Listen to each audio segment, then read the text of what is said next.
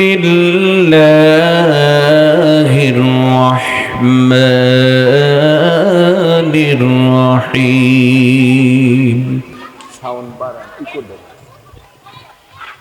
إنك لا تهدي من أحببت ولكن الله يهدي من يشاء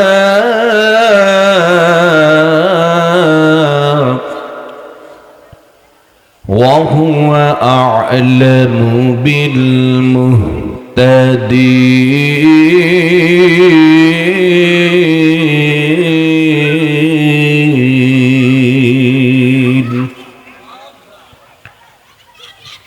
وقال النبي صلى الله عليه وسلم: إذا مات الإنسان انقطع عنه عمله إلا من ثلاثة: صدقة جارية أو علم ينتفع به أو ولد صالح يدعو له، أو كما قال النبي عليه الصلاة والسلام. وقال تعالى في شان حبيبه ومحبوبه ومعشوقه: إن الله وملائكته يصلون على النبي يا أيها الذين آمنوا صلوا عليه وسلموا تسليما.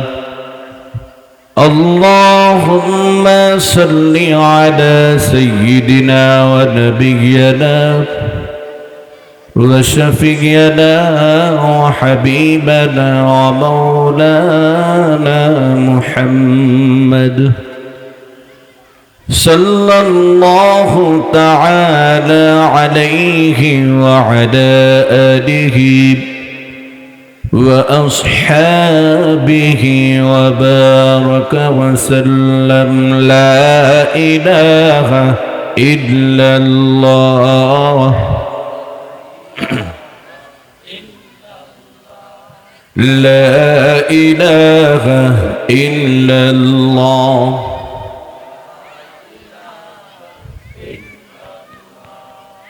لا إله إلا الله لا إله إلا الله لا إله إلا الله محمد رسول الله. আপন আপন করুরি মন,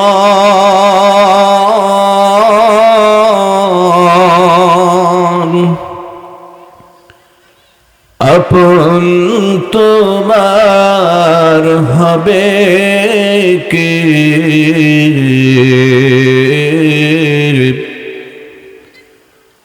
মরার পরে সবাই বলবে তাড়াতাড়ি কবর দে। যারা তোমার অতি আপন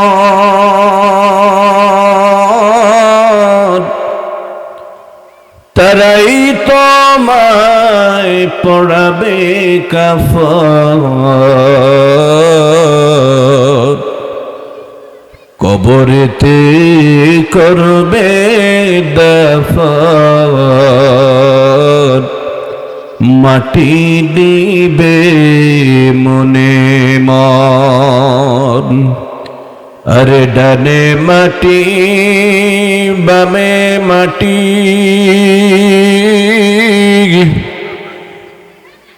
উপরেতে শুধু কাঁচা বাঁশের সামিয়ানা, কাঁচা বাঁশের সামিয়ানা। আসছো একা যাইবা একা, সঙ্গে কে যাবে না।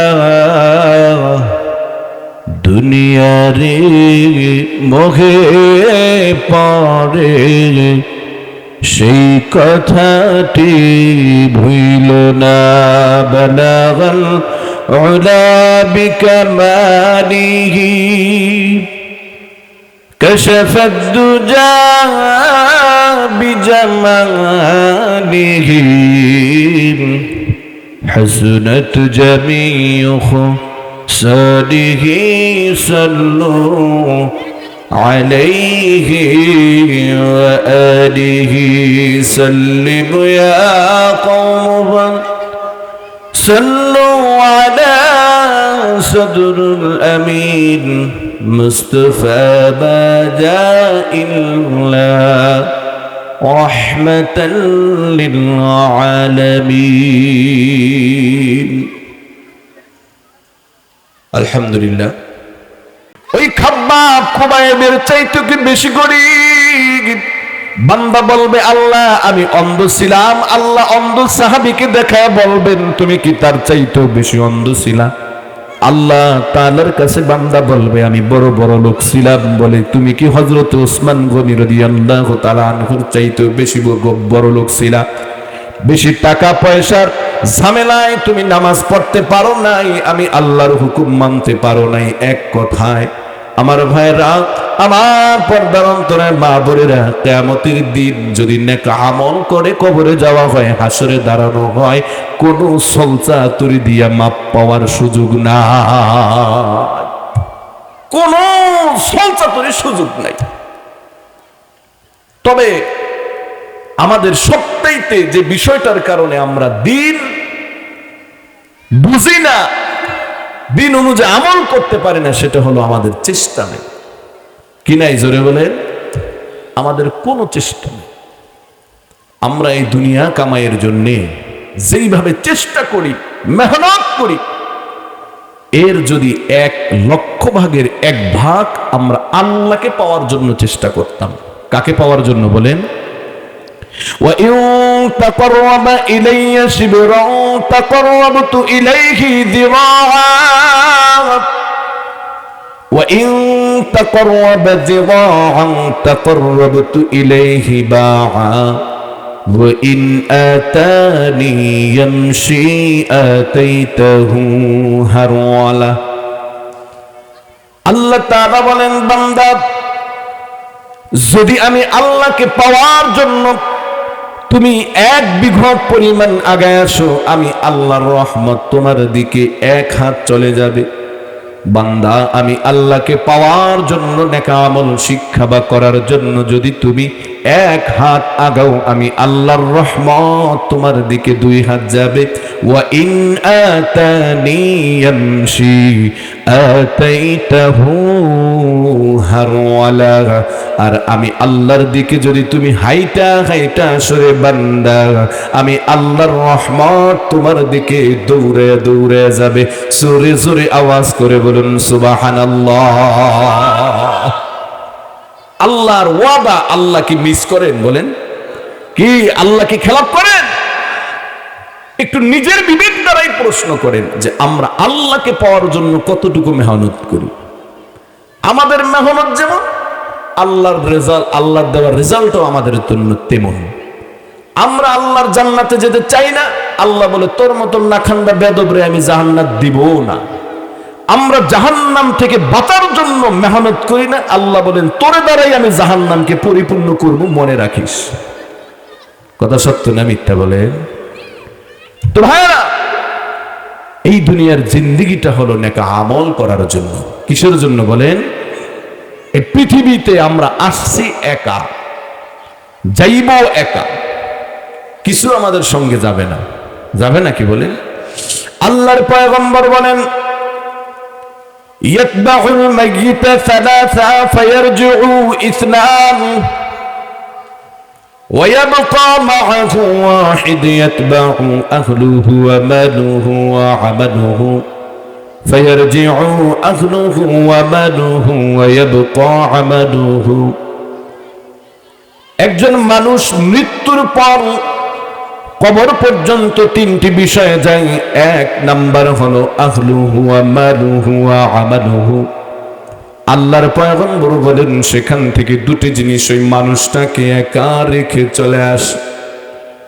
সাহাবা একরাম প্রশ্ন করলেন, ইয়া রাসূলুল্লাহ, মৃত ব্যক্তিকে কবরে রেখে কোন দুইটি জিনিস ফিরে আসে? আল্লাহর পয়গম্বর বলেন আহলুহু ওয়া মালুহু। আহাল পরিজন ফিরে আসে, মাল সম্পদ ফিরে আসে।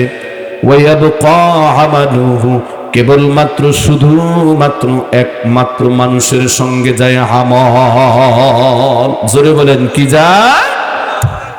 আর এই আমল শিক্ষা করার জন্য সর্বশ্রেণীর মানুষ, ধনী বলেন গরিব বলেন, শিক্ষিত অশিক্ষিত, পুরুষ মহিলা, ছোট বড়, বুড়া বুড়া, সকল শ্রেণীর মানুষের আমল শিক্ষার জন্যই এই দুনিয়াতে ওয়াজ মাহফিলের ব্যবস্থা হয়েছে। সুবহানাল্লাহ কোন না কেন?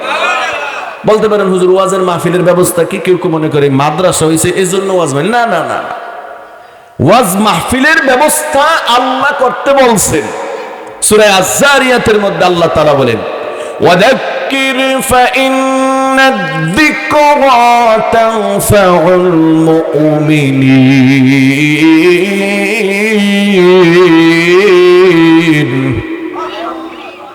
ওয়া মা খালাকতুল জিন্না ওয়াল ইনসা ইল্লা লিয়াবুদুন।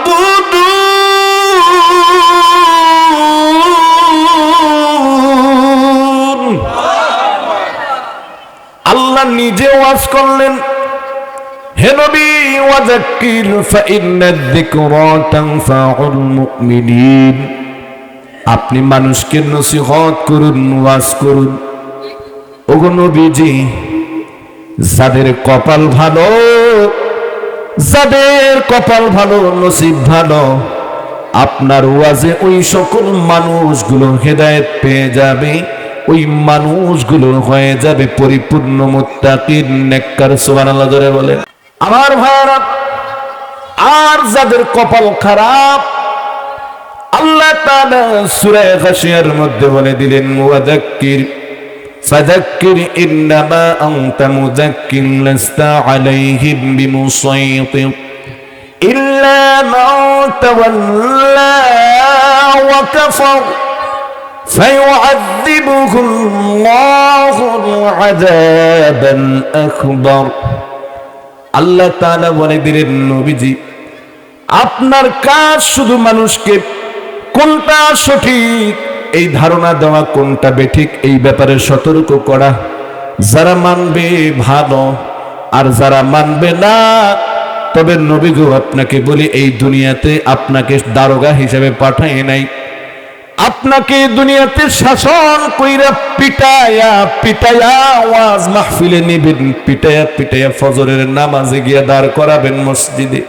ও নবীজি, আপনি জুমার নামাজ মানুষকে পিটায় পিটায় পড়াবেন, সুদ না খাইলে মানুষকে পিটাইবেন, ঘুষ না ছাড়লে মানুষকে পিটাইবেন, পর্দা পশিদার না করলে মানুষকে পিটাইবেন, ওয়াজ মাহফিলে না আসলে মানুষকে পিটাইবেন না। না না, এজন্যই আমি আপনাকে দুনিয়াতে পাঠাই নাই।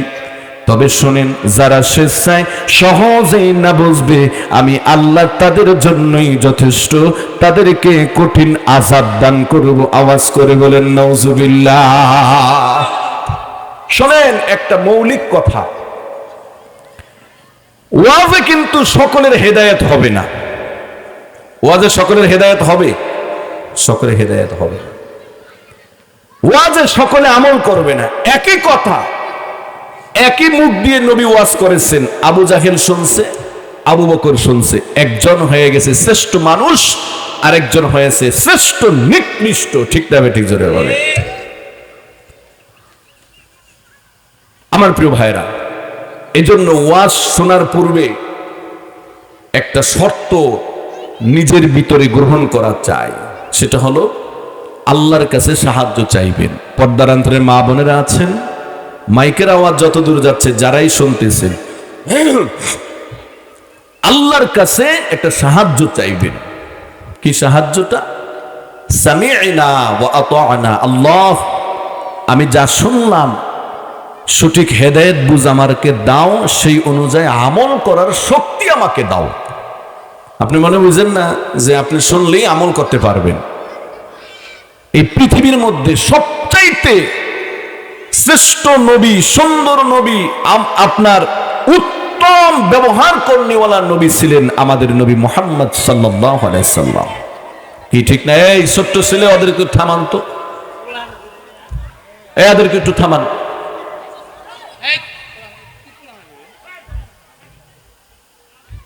তো আমার ভাইরা একটু খেয়াল করেন তো, সেই নবী মুহাম্মদুর রাসূলুল্লাহ সাল্লাল্লাহু আলাইহি সাল্লামের যারা কাছের মানুষ ছিল, কে ছিলেন? আবু জাহেল, নবীর চাচা। আবুল আহাব, নবীর চাচা, আবার আরেক দিক দিয়ে বিয়াই। এমনকি নবীর আপন চাচা আবু তালেব, তারা কি ইসলাম গ্রহণ করেছিল? বলেন, এদিক খেয়াল করেন। কি ইসলাম গ্রহণ করেছিল? ইসলাম গ্রহণ করে নাই। কারণ হেদায়েতের মালিক কে? জোরে বলেন। কেন ইসলাম গ্রহণ করে নাই? এক কথায় উত্তর দেই, যে তারা কখনো আল্লাহর কাছে হেদায়েত চায় নাই। কি চায় নাই? বলেন, হেদায়েত চায় নাই। আমি শুরুতে, খুতবার শুরুতে পবিত্র কোরআনের 28 নম্বর সূরা, সূরা আল কাসাসের 56 নম্বর একটা আয়াত তেলাওয়াত করেছিলাম। যে আয়াতটা, যে উদ্দেশ্যে আল্লাহ নাজিল করেছে, মূলত আমি যে বিষয় নিয়ে আজকে কিছু সংক্ষেপে কথা বলবো, আপনারা যদি এই জিনিসটা বুঝতে পারেন তাহলে আমার পুরো আলোচনার মূল কথাটা বুঝতে পারবেন। যে আল্লাহ তাআলা যাকে ইচ্ছা হেদায়েত দেন, আর যাকে ইচ্ছা বা আল্লাহর থেকে যে হেদায়েত চায় না, আল্লাহ যদি কারো প্রতি বেজার হয়ে যান তাহলে ওর কপাল পড়ছে। প্রিয় ভাইরা, আমরা সংক্ষিপ্ত পরিসরে আজকে যে বিষয়টা কথা শুনবো সেটা হলো এই পৃথিবীর মধ্যে আল্লাহর পক্ষ থেকে বান্দাকে দেওয়া সবচাইতে বড় উপহার হলো হেদায়াত। জোরে বলেন, সবচাইতে বড় উপহার কি? ফিরআউন মুলুকের রাজা হওয়ার পরেও জান্নাতি না জাহান্নামী? কেন জাহান্নামী? বলে হেদায়েত পায় নাই, সঠিক রাস্তায় চলে নাই।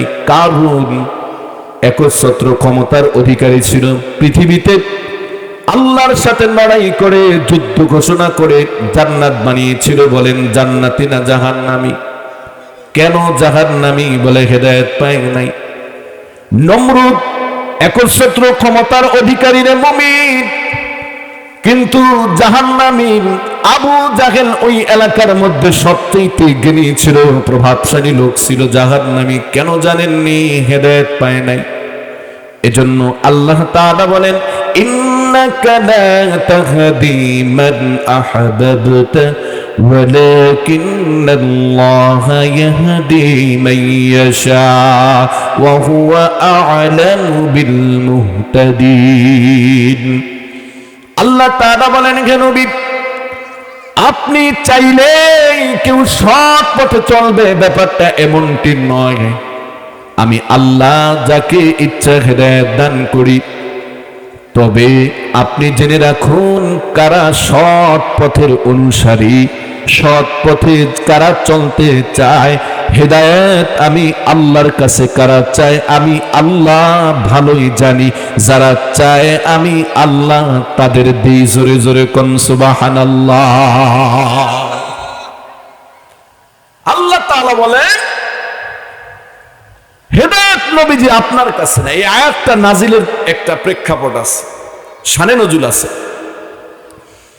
আল্লাহর নবীর ইন্তিকালের পর বিশ্ব নবী মুহাম্মদুর রাসূলুল্লাহ সাল্লাল্লাহু আলাইহি সাল্লাম তার দাদা খাজা আব্দুল মুত্তালিবের তত্ত্বাবধানে ছিলেন।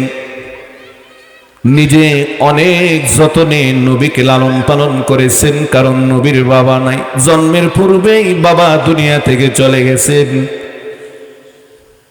6 বছর বয়সে মাকেও নবীজি হারিয়েছেন। খাজা আব্দুল মুত্তালিবের তত্ত্বাবধানে নবীজি শিশু নবী মুহাম্মদুর রাসূলুল্লাহ সাল্লাল্লাহু আলাইহি সাল্লামকে এত এত বেশি আদর যত্ন মহব্বত খাজা আব্দুল মুত্তালিব করেন, বলে মুহাম্মদ নামক তার নাতিটা যদি কষ্ট পায়, সে সেদিনকার কষ্টের কারণে ভাত পর্যন্ত খায় না। এত বেশি মহব্বত করেন দাদা খাজা আব্দুল মুত্তালিব নবীকে। মৃত্যুর সময় সন্নিকটে আব্দুল মুত্তালিব আবু তালেবকে ডেকে বলে, এ আবু তালেব, এই পৃথিবীর মধ্যে আমার কাছে যিনি সবচাইতে আপন ছিলেন মুহাম্মদ, আব্দুল্লাহর সন্তান, আমি চাই তুমি এর দায়িত্ব বহন করো, দায়িত্ব নিবে আমার মৃত্যুর পর। লম্বা কথা। আবু তালেব রাজি হয়ে গেলেন, আল্লাহর পয়গম্বরের দায়িত্ব নিয়ে নিলেন। লম্বা কথা মুসলমান ভাইরা রে আমার, আবু তালেব বিশ্ব নবীকে এত এত বেশি মহব্বত করতেন, যখন শিয়াবে আবু তালেবের মধ্যে কাফেরেরা আল্লাহর নবীকে 3 বছর অবরুদ্ধ করে রাখলো, জেলখানার মধ্যে রাখলো। এই 3 বছর রাতের বেলা ঠিক মতো আবু তালেব ঘুমাইতেন না, আর বলতেন, মুহাম্মদ ভাতিজা তুমি ঘুমাও, আমি তোমাকে পাহারা দেব। এত বেশি আদর যত্ন করতেন। আবু জাহেল আবু তালেবকে হুমকি দিল, তোমার ভাতিজাকে থামাও, নয়তো কিন্তু তোমার ভাতিজাকে মেরে ফেলবো, সে আমাদের বাপ দাদার ধর্মের বিরোধিতা করে। আবু তালেব বলল, আমি আবু তালেবের গায়ে এক বিন্দু রক্ত থাকতে মুহাম্মদ সাল্লাল্লাহু আলাইহি সাল্লামকে এই মক্কার বুকে কেউ আঘাত করবে, আমি তাকে আস্থা রাখবো না। নিজের জীবনের চাইতে বেশি মহব্বত করতেন, ভালোবাসতেন, কিন্তু আবু তালেব কখনো আল্লাহর কাছে হেদায়েত চান নাই। আল্লাহর নবীর এই চাচা আবু তালেবের মৃত্যুর সময় যখন ঘনিয়ে আসলো, আল্লাহর নবীর আগেও বারবার বারবার আবু তালেবকে বুঝিয়েছেন, হে চাচা, অনেক কষ্ট আপনি আমার জন্য করেছেন, আপনি দিন গ্রহণ করেন, কিয়ামতের দিন আমি আপনার ভাতিজা হিসেবে, আল্লাহর নবী হিসাবে, আল্লাহর প্রিয় হাবিব হিসাবে আমি আপনার জন্য আল্লাহর কাছে দরখাস্ত করব, শাফায়াত করব।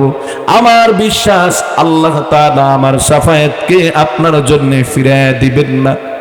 ওগো চাচা, আপনি দিন গ্রহণ করেন। নবীকে ভালোবাসে ঠিক, কিন্তু আবু তালেব নবীর আদর্শ গ্রহণ করে নাই। ঠিক বর্তমানেও আমাদের সমাজের মধ্যে, আমাদের দেশের মধ্যে এমন কিছু লোক আছে, বলে হুজুর আপনাকে ভালোবাসি, আপনাকে দাওয়াত দিয়ে খাওয়াবো, কিন্তু হুজুর যে কোরআন সুন্নাহর আদর্শ গ্রহণ করতে বলে, অনেক মুসলমান তা গ্রহণ করতে রাজি না। ঠিক না বে ঠিক? জোরে অনেকেই রাজি না। বিশ্ব নবীকে ভালোবাসত, বেশি বেশি থেকে বেশি ভালোবাসত,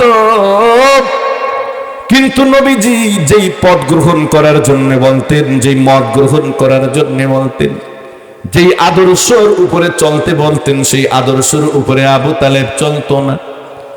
মৃত্যুর সময় সন্নিকটে আবু তালেব কথাও বলতে পারে না, নিধ আওয়াজে কিছু ছোট ছোট আকারে কথা বলে। এদিক দিয়ে আবু জাহেল গেল, মুগিরা গেল, এইভাবে আবু তালেবের কাছের কিছু বন্ধু বান্ধব আবু তালেবের কাছে গিয়ে উপস্থিত হলো। এদিক দিয়ে আল্লাহর নবীও গেলেন, যাওয়ার পরে বললেন, চাচাকে দিন গ্রহণ করেন, কালেমা পড়েন। আবু তালেব একবার বিশ্ব নবীর দিকে তাকায়।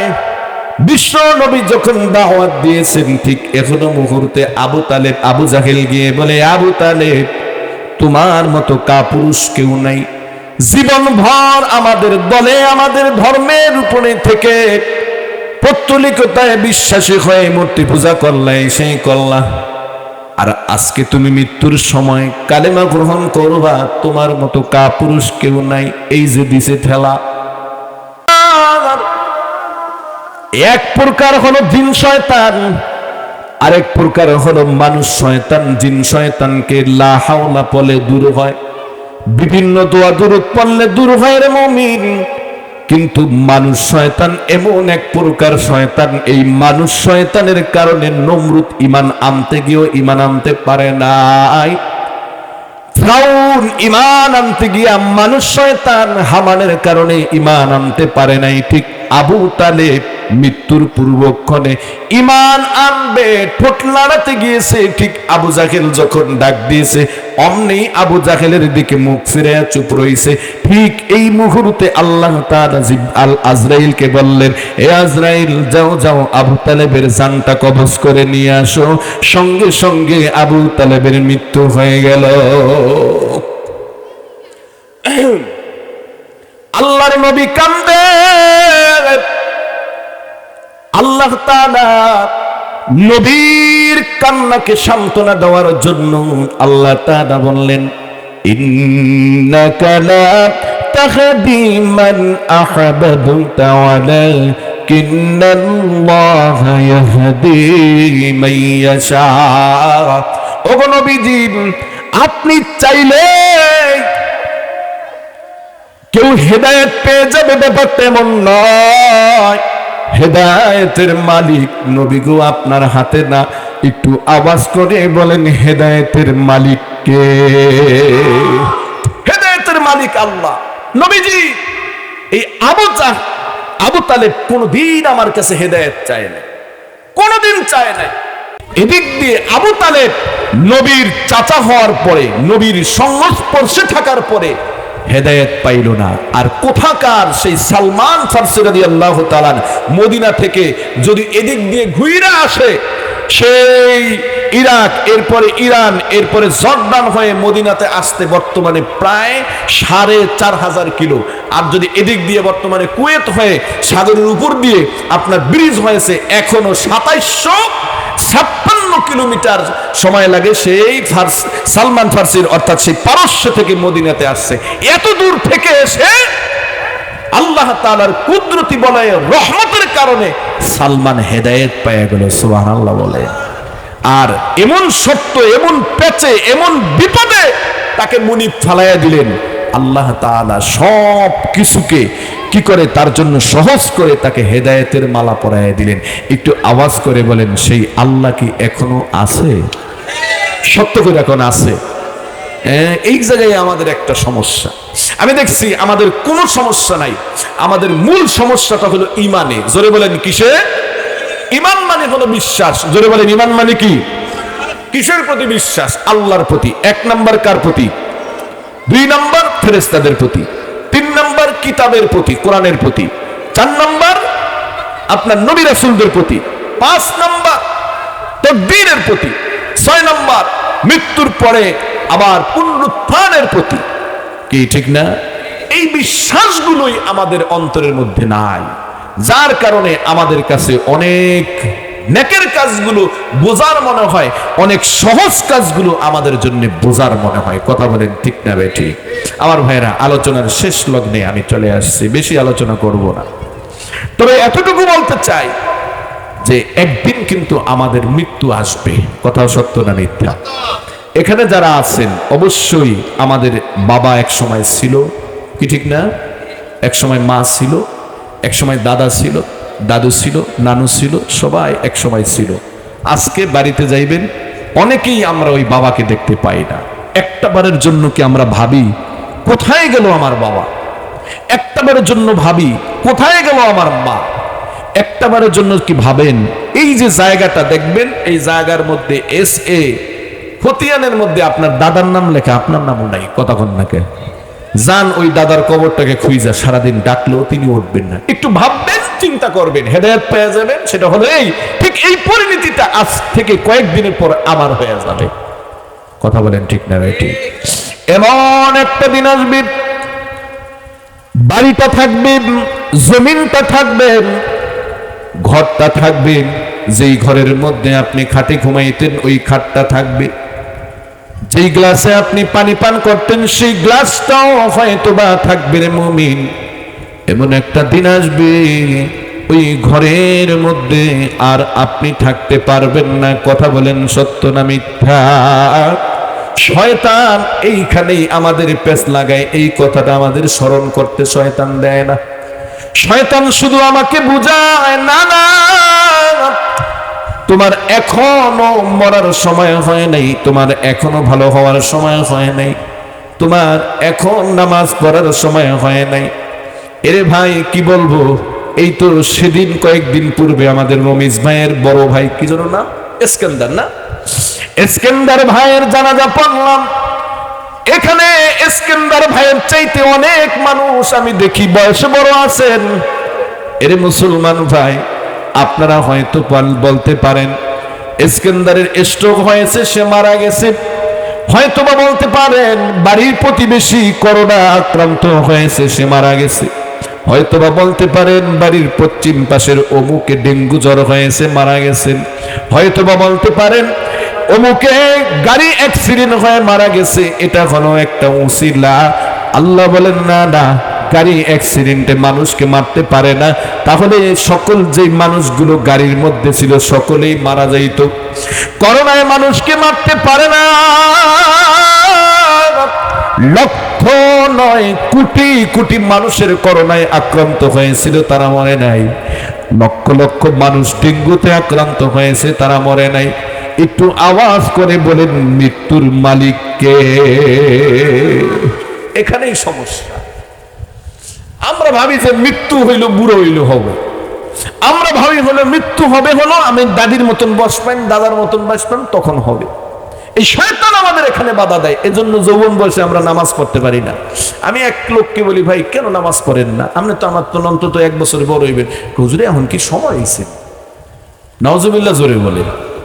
এখানেই হলো আমাদের মূল সমস্যা। ইমাম গাজ্জালী রাহমাতুল্লাহ আলাইহি বলেন, ও মুফতি, তুমি কেন চরিত্রবান হতে পারো না? কারণ তুমি মৃত্যুকে স্মরণ করো না। অনেক মুফতি আছে চরিত্র খারাপ, অনেক আলেম আছে চরিত্র খারাপ, অনেক শিক্ষিত আছে চরিত্র খারাপ, অনেক মেম্বার আছে চরিত্র খারাপ, চেয়ারম্যান, এমপি, মন্ত্রী, শিক্ষিত লোক আছে চরিত্র খারাপ। মূল কারণ হলো মৃত্যুকে তুমি স্মরণ করো না। 2 নাম্বার কারণ হলো তুমি যা বলো, যা দেখো তুমি বিশ্বাস করো না। এরে আমার মুসলমান ভাই, ওই যে সেদিন জানাজার সামনে আপনারা অনেকে দাঁড়াইছিলেন, আমিও কিন্তু জানাজার পূর্বে একটা কথা বলেছিলাম। ভাইরে কি বলেছিলাম? অনেকের হয়তো বা স্মরণ আছে কিনা জানি না, দেখেন স্মরণ আছে কিনা এই কথাটা বলেছিলাম। এ ভাই, আজকে এই খাটের মধ্যে যে আমাদের সেকেন্দার কি বলে যে খান শোয়া আছে, রমেশ ভাইয়ের ভাই, তিনি না থাইকা যদি আমি হাফিজুর রহমান হইতাম, একটু চিন্তা করে দেখেন আমার অবস্থাটা কি, আমার স্থানটা কই হইতো। আমাকে কবরের মধ্যে রাখতো, আমাকে কি বলে মাটি দিয়ে রাখতো, কলা পাতা দিত, বাঁশ দিত, সবকিছু দিয়ে আমাকে ঢাইকা রাখতো। আহারে, যার যার বাড়িতে গিয়া আমরা কি করলাম? বাতি জ্বালাই না। একটু কি ভাবছেন ওই ভাইটা কবরে কিভাবে আছে? দাদাকে কবর দিয়ে আসলেন, একটু কি ভাবেন দাদার অবস্থা কি আছে? এ ভাই, এই ভাবনাটা চিন্তাটা আমরা করি না, এজন্য আমরা সংশোধন হতে পারি না। আমাদের মা বোনেরা চিন্তা করে আমি খুব সুন্দরী চেহারাওয়ালা, আমি আজীবন মনে হয় এমন থাকবো, এজন্যই দেখবেন তারা একটু উল্টা পাল্টা চলে। মা মনে করে আমার যৌবনটা আজীবন থাকবে, আমি মনে হয় আজীবনে জোয়ান থাকবো। ও মা, একটু তাকায় দেখেন আপনার দাদির দিকে, যেই ঘরের মধ্যে যেই খাটে ঘুমায় ওই খাটেই পায়খানা করে, উঠতেও পারে না, লড়তেও পারে না, চড়তেও পারে না। ইমাম গাজ্জালী বলেন, মুমিন রে, এইগুলা নিয়ে একটু ভাবো, তুমি সংশোধন হইতে পারবা। ঠিক না বেঠিক? জোরে কর।